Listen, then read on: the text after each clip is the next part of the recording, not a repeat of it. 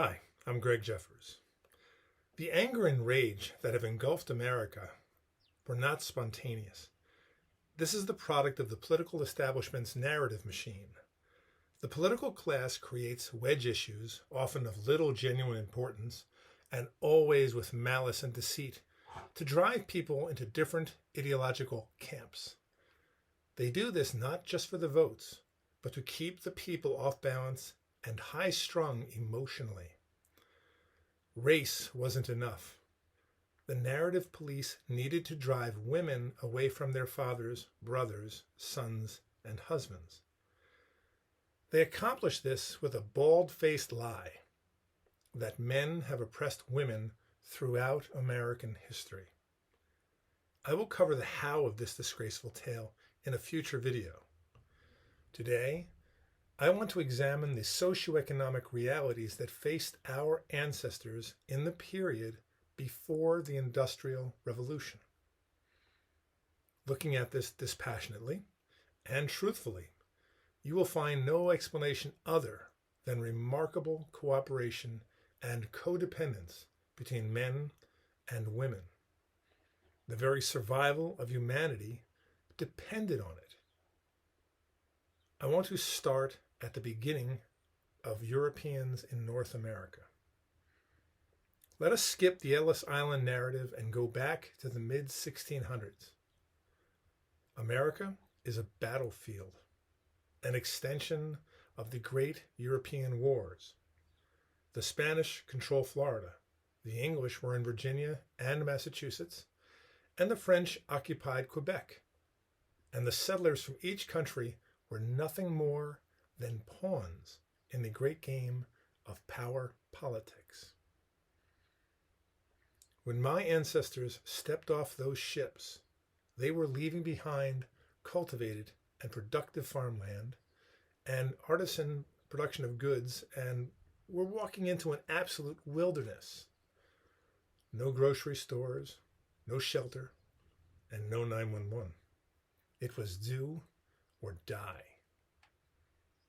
Many settlers endeavored to arrive in autumn, which might seem like an odd time of the year with winter approaching, but summer, with its dense foliage, mosquitoes, ticks, snakes, and thorns, is a terrible time for forestry work.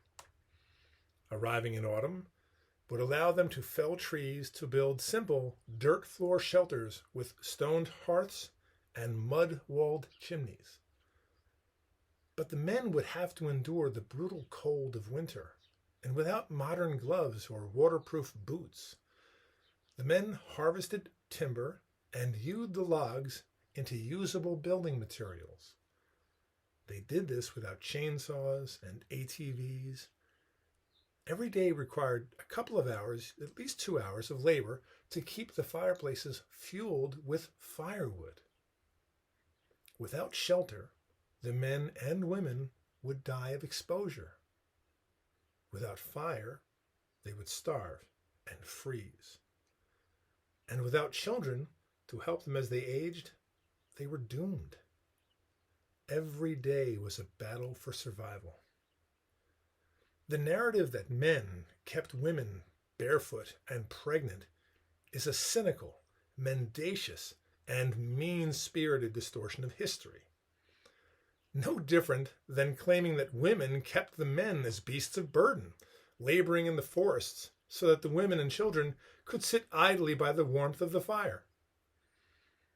My female ancestors would be appalled and ashamed of today's leftist narrative of patriarchy, especially after watching their husbands die of gangrene caused by frostbite, drown while fishing, or be killed by the natives. For the first 200 years of Europeans in America, the struggle with nature to survive winter, year in and year out, weeded out the weak, the dim-witted, and the improvident.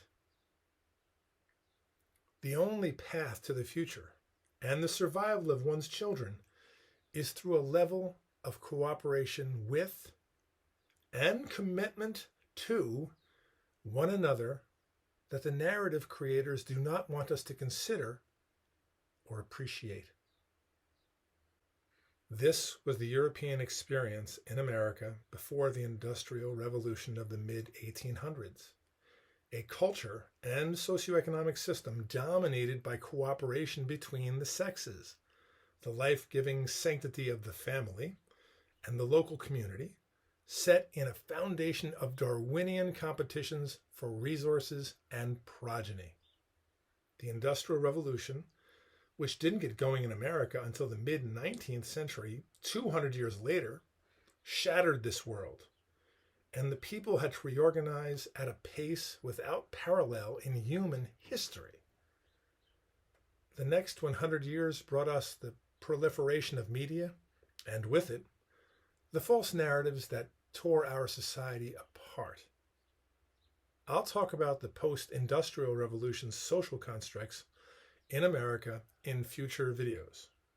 For now, I'd like to leave you with this quote by David Brooks. Quote, "Society changes when a small group of people finds a better way to live, and then the rest of us copy them." Thank you.